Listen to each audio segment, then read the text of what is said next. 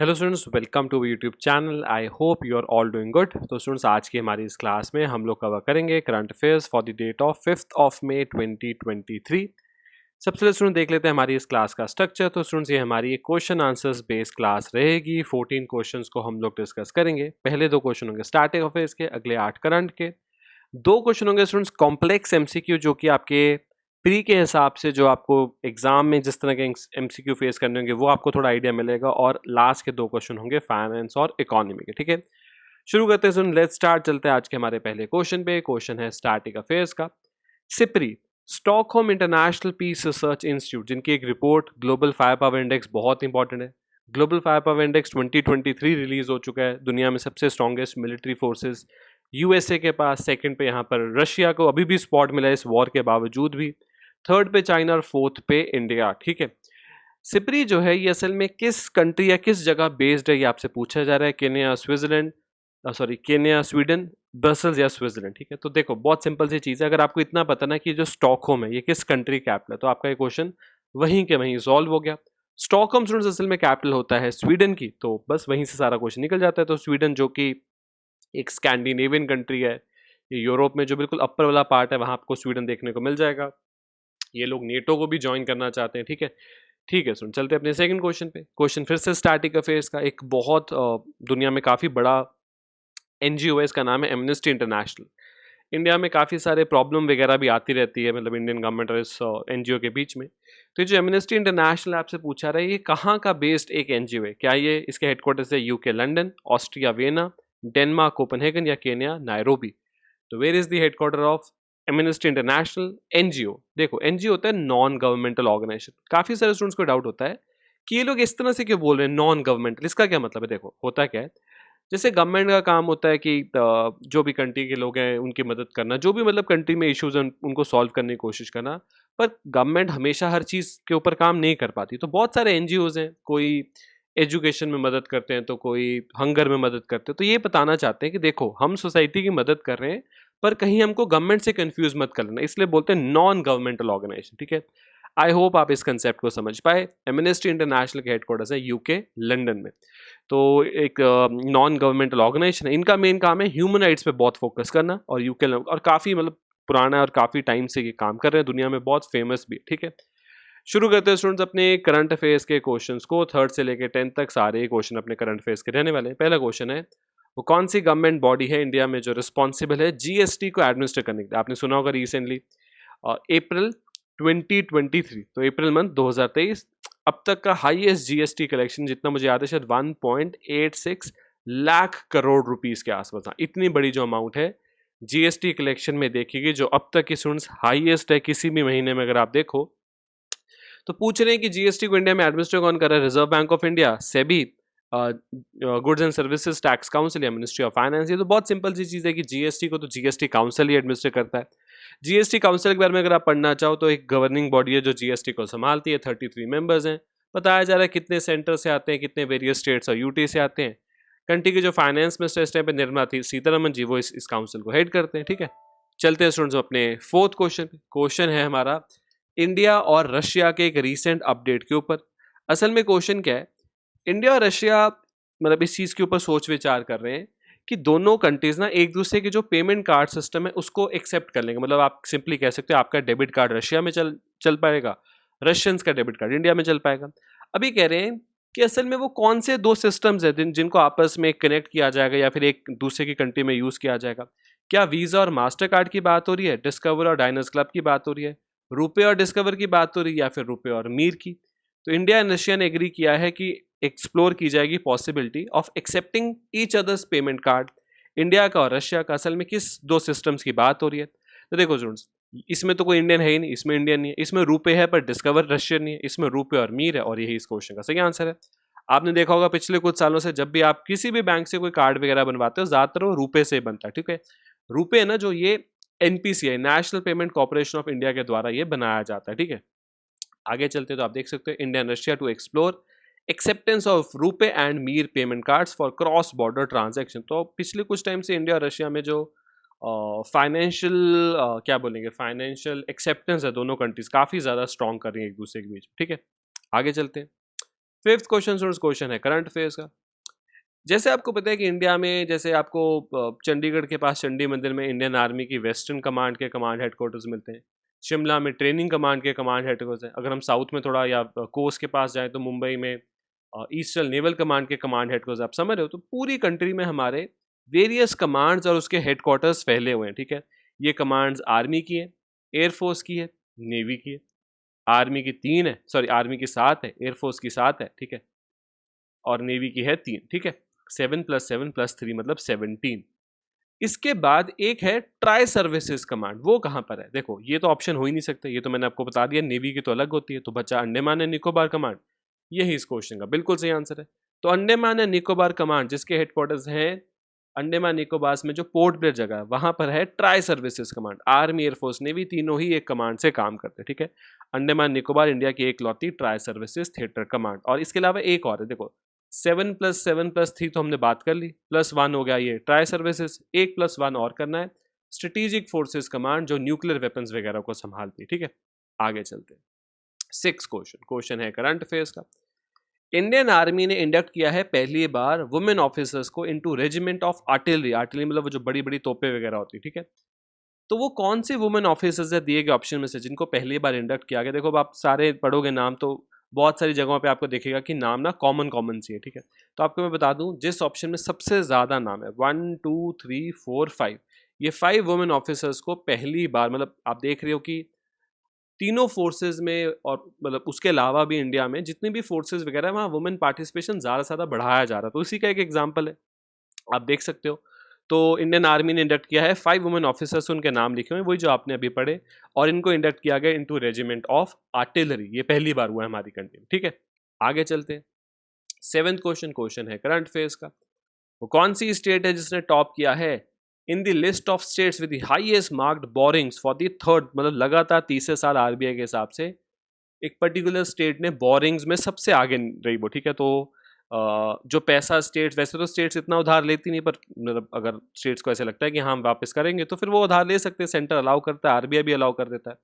तो लगातार तीसरे साल बोरिंग्स में सबसे ज़्यादा आगे रहने वाली स्टेट कौन सी थी? महाराष्ट्र, तमिलनाडु, पंजाब या केरला? ये देखो, इसमें एक चीज़ और क्लियर है कि जो इकोनॉमिकली थोड़ी छोटी स्टेट्स हैं, जिनकी इकोनॉमी इतनी स्ट्रांग नहीं, उनको तो इतना मतलब लोन वगैरह बिल्कुल ही नहीं लेना चाहिए।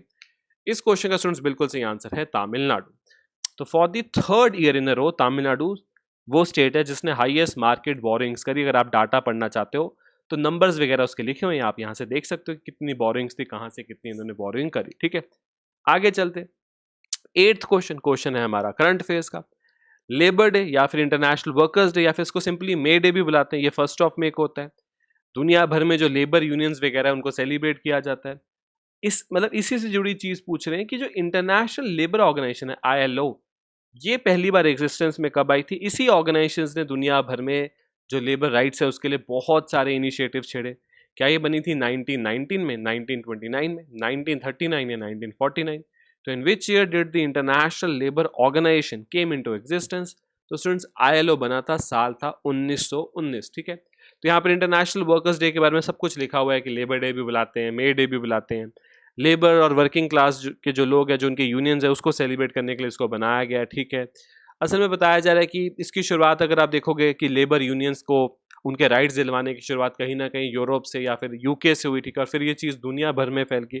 वो सारी जो कहानी आपको यहाँ पर पढ़ने को मिल जाएगी। ठीक है, नेक्स्ट चलते हैं। नाइन्थ क्वेश्चन है हमारा करंट अफेयर्स का। वॉशिंगटन डिक्लेरेशन, ये एक बायलेटरल एग्रीमेंट है, इसको USA ने किस कंट्री के साथ साइन किया है? वॉशिंगटन डिक्लेरेशन की साइनिंग के दौरान की एक फोटो आप देख सकते हो कि USA के प्रेसिडेंट के साथ यहाँ पर साउथ कोरिया के प्रेसिडेंट है। तो साउथ कोरिया इस क्वेश्चन का सही आंसर हो गया। पर इसमें लिखा क्या? देखो, साउथ कोरिया को बड़ी चिंता है कि जो नॉर्थ कोरिया ना, उनके पास न्यूक्लियर वेपन है, और कहीं ऐसा एक दिन ना है कि नॉर्थ कोरिया अपने न्यूक्लियर वेपन साउथ की तरफ चला दे। तो वो चाहते हैं कि वो भी न्यूक्लियर वेपन्स बनाए। पर US ने एक चीज़ आपके लिए उनसे लिखवा ली है कि साउथ कोरिया कभी भी न्यूक्लियर वेपन्स पे काम नहीं करेगा। साउथ को जो डर है कि नॉर्थ कभी उन पर अटैक ना कर दे, उसके लिए USA उनकी मदद करेगा, USA बचा कर रखेगा, USA मेक श्योर करेगा कि कभी भी कोई अटैक साउथ कोरिया पे ना। ये चीज़ आप कह लो कि एक तरह से वॉशिंगटन डिक्लेरेशन में लिखी गई। आप इसको पूरा अगर पढ़ना चाहो तो वही सब चीज़ें लिखी हैं कि कभी भी साउथ कोरिया अपना न्यूक्लियर प्रोग्राम आगे नहीं बढ़ाएगा, वो USA पे डिपेंडेंट रहेंगे न्यूक्लियर सिक्योरिटी को लेकर। ठीक है, आगे चलते हैं। करंट का हमारा लास्ट क्वेश्चन, इसके बाद 2 क्वेश्चन है कॉम्प्लेक्स MCQ, फिर 2 फाइनेंस और इकोनॉमी के। नगोर्नो काराबाख एक ऐसा लैंड का हिस्सा जिसको लेकर दो कंट्रीज बहुत टाइम से लड़ रही हैं। वैसे तो इस मैप से आपको ऑलमोस्ट सब कुछ क्लियर है। ये दो कंट्रीज हैं अर्मेनिया और अजरबैजान। जैसे आप देखो ये ऊपर रशिया है, इधर जॉर्जिया है, नीचे ईरान है, इधर तुर्की। आप देख सकते हो ये वो एरिया ऑलमोस्ट जहां एशिया खत्म हो रहा होता है और यूरोप शुरू हो जाता है, ठीक है। अब यहाँ पर ये दो कंट्री है, अर्मेनिया अजरबैजान। अजरबैजान कैपिटल है बाकू, अर्मेनिया कैपिटल है येरेवन। इनके बीच में अगर आप ये एरिया देखो ना, ये है नगोर्नो काराबाख। वैसे तो मतलब ये दोनों कंट्रीज ना सोवियत यूनियन का पार्ट होती थी 1991 में। तो नगोर्नो काराबाख वैसे तो आप देखो पार्ट था अजरबैजान का, पर उस पर ज्यादा कंट्रोल था अर्मेनिया का। फिर और भी बहुत बार ये लोग आपस में लड़ते रहे, बीच में काफी बार प्रॉब्लम आती रही, ठीक है। और सिचुएशन ऐसी बन गई कि अजरबैजान ने कोशिश करी कि हम अर्मेनिया के कंट्रोल से जो ये नगोर्नो काराबाख है इसको छीन ले। एक और दिक्कत है, अर्मेनिया में क्रिश्चियनिटी के ज्यादा फॉलोअर्स है, अजरबैजान में इस्लाम के ज्यादा फॉलोअर्स है। तो कंट्रीज भी सपोर्ट करती है, जैसे रशिया अर्मेनिया को सपोर्ट कर देता है, तो टर्की और पाकिस्तान जैसी कंट्री अजरबैजान को सपोर्ट कर देती हैं। अब पिछले कुछ टाइम से रशिया वॉर में बिजी है, अर्मेनिया की सपोर्ट नहीं कर पा रहा, तो अजरबैजान इसका भी फायदा उठा रहा है। आप देख रहे हो, तो काफी सारे डिस्प्यूट्स, काफी सारे इश्यूज यहाँ पर इन्वॉल्व है। चलते स्टूडेंट्स 11th क्वेश्चन पे। क्वेश्चन है हमारा कॉम्प्लेक्स एमसीक्यू, ठीक है। क्वेश्चन है नेशनल डिजास्टर मैनेजमेंट अथॉरिटी को लेकर 3 स्टेटमेंट दी गई हैं, इनमें से आपको करेक्ट स्टेटमेंट बतानी है। पहली स्टेटमेंट कह रही है कि एक स्टैच्यूरी बॉडी है, मतलब इसको एक एक्ट के थ्रू बनाया गया है और इसका काम है कि डिजास्टर मैनेजमेंट को लेकर पॉलिसीज बनाना। दूसरी कह रही है कि होम मिनिस्ट्री ऑफ इंडिया जो है वो इसको हैंडल करती है। तीसरी स्टेटमेंट कह रही है कि इसका काम है पॉलिसीज बनाना, गाइडलाइंस बनाना, सबसे बेस्ट प्रैक्टिसेस यूज करना, ताकि डिजास्टर मैनेजमेंट के टाइम पे हम चीजों को मतलब नुकसान को कम से कम कर सकें। अब आपको इनमें से करेक्ट स्टेटमेंट ढूंढनी है। देखो ये एक स्टैच्यूरी बॉडी है बिल्कुल, और इसका बिल्कुल काम है पॉलिसीज गाइडलाइन ये सब करना, पर ये होम मिनिस्ट्री के अंदर काम नहीं करती है, काम करती है प्राइम मिनिस्टर। और प्राइम मिनिस्टर अगर चाहे तो अपने साथ एक और बड़ी टीम बना सकते हैं, उनके अंदर काम करेगी। डायरेक्टली आप कह सकते हो प्राइम मिनिस्टर का कंट्रोल आ जाता है नेशनल डिजास्टर मैनेजमेंट अथॉरिटी के ऊपर। तो आप पढ़ो कि इसको स्टैब्लिश किया गया था डिजास्टर मैनेजमेंट एक्ट 2005 के अंदर। पहला स्टेटमेंट सही, हेड किया जाता है प्राइम मिनिस्टर ऑफ इंडिया के द्वारा, उनके अलग से मेंबर्स हो सकते हैं। तो दूसरी स्टेटमेंट गलत, और तीसरी तो बिल्कुल सही है कि इसका काम है पॉलिसीज वगैरह बना के रखना। नेशनल डिजास्टर मैनेजमेंट अथॉरिटी 2005 में इसको बनाया गया था। और तो नहीं ऐसा लगता कि कुछ इतना इंपॉर्टेंट यहाँ है। 12th क्वेश्चन, क्वेश्चन फिर से है कॉम्प्लेक्स एमसीक्यू का। क्वेश्चन है नेशनल एजुकेशन पॉलिसी 2020 के ऊपर बेस्ड। 3 स्टेटमेंट है, आपको इनमें से करेक्ट ढूंढना है। पहली स्टेटमेंट कह रही है कि जो 2020 में नई नेशनल एजुकेशन पॉलिसी लाई थी ना, ये 3rd नेशनल एजुकेशन पॉलिसी जो आज तक इंडिया में ड्राफ्ट की गई है, और इसको बनाया गया था डॉक्टर के कस्तूरंगन के द्वारा। सेकेंड स्टेटमेंट कह रही है कि इसमें 5+3+4 करिकुलम फ्रेमवर्क होगा। वो तो आपको इधर देखने को मिल नहीं रहा है, इससे आप कंफर्म कर सकते हो कि क्या ऐसा है या नहीं है। तीसरी स्टेटमेंट कह रही है कि अडल्ट एजुकेशन करिकुलम फ्रेमवर्क जो है डेवलप किया जाएगा एक न्यू और supported constituent body of the NCERT. मतलब आप कह सकते हो कि एक न्यू टाइप ऑफ सिलेबस, थोड़ा ऐसा नहीं कि मतलब एक वही सिलेक्टिव से सब्जेक्ट्स देंगे, वो सब चीज़ों को थोड़ा बदला जाएगा, ठीक है। असल में स्टूडेंट्स अगर आप ध्यान दो ना, तीनों स्टेटमेंट्स बिल्कुल सही हैं। ऑप्शन नंबर डी इस क्वेश्चन का बिल्कुल सही आंसर बन जाएगा। पहली नेशनल एजुकेशन पॉलिसी इंडिया में लेकर आई गई थी by the Indira Gandhi government 1968। Second आई थी by the Rajiv Gandhi government 1986। Third लेकर आई गई by the Narendra Modi government 2020 पर। क्योंकि आपको पता है जो एजुकेशन है वो कंकरेंट टॉपिक है, तो सिर्फ ऐसा नहीं कि अगर मतलब प्राइम मिनिस्टर की जो गवर्नमेंट है वो चाहे तो आ जाएगा, स्टेट्स की मंजूरी भी जरूरी है। 5+3+3+4 ये तो बिल्कुल स्ट्रक्चर जो है ये आप देख ही सकते हो, आपको यहाँ पर दिखाते हैं। 5 साल सबसे पहले फाउंडेशन स्टेज, फिर प्रिपरेटरी स्टेज 3 साल, मिडिल स्टेज 3 साल और सेकेंडरी में 4 साल। ये तो बिल्कुल पता ही हमको, ठीक है। और बिल्कुल ये भी सही बात है कि यहाँ पर एक constituent body of the NCERT जो है वो यहाँ पर सिलेबस फ्रेमिंग इन सब चीज़ों में ध्यान देगी, ये भी बिल्कुल सच बात है, ठीक है। ठीक है स्टूडेंट, चलते हैं आज के हमारे सेकंड लास्ट क्वेश्चन पे। क्वेश्चन है फाइनेंस और इकोनॉमी। आरबीआई के जो ओपन मार्केट ऑपरेशंस हैं असल में ये क्या होते हैं? क्या इसमें स्टॉक्स को बेचा और खरीदा जाता है? क्या इसमें फॉरेन एक्सचेंज जो होता है, ठीक है, ये फॉरेन करेंसीज उसकी ऑक्शनिंग की जाती है? क्या सिक्योरिटीज जो होती है उसको ट्रेड किया जाता है, बेचा खरीदा जाता है, या फिर गोल्ड की ट्रांजैक्शन होती है? देखो ओपन मार्केट ऑपरेशंस के through reserve bank of India क्या करता है, इकोनॉमी में ना लिक्विडिटी कम या ज्यादा कर सकता है। जैसे मान लो आरबीआई को लगता है इकोनॉमी में लिक्विडिटी मतलब कैश की अवेलेबिलिटी ज्यादा है, तो वो क्या करेंगे, वो ना गवर्नमेंट सिक्योरिटीज बेच जाएंगे और लोगों से एक्स्ट्रा पैसा निकाल के ले जाएंगे, लिक्विडिटी कम होगी। अगर उनको लगता है लिक्विडिटी बहुत कम हो चुकी है, पहले ज़्यादा थी अब कम हो चुकी है, उनको लगता है बढ़ानी पड़ेगी, तो वो क्या करते हैं, वो मार्केट में आके कहते हैं कि क्या कुछ लोगों के पास गवर्नमेंट सिक्योरिटीज़ है तो हमको बेच दो। तो वो गवर्नमेंट सिक्योरिटीज़ खरीद के पैसा दे जाते हैं, जो लिक्विडिटी कम थी उसको बढ़ा देते हैं। तो ये होते हैं students open market operations, trading in securities या गवर्नमेंट बॉन्ड या टी बिल, जो भी बोलना चाहो, ठीक है। ठीक है स्टूडेंट्स, तो यही सब लिखा हुआ, अगर आप इसको पढ़ना चाहो पॉज करके पढ़ सकते हो, सारी सेम ही चीज़ लिखी हुई है, ठीक है। चलते हैं आज के लास्ट क्वेश्चन।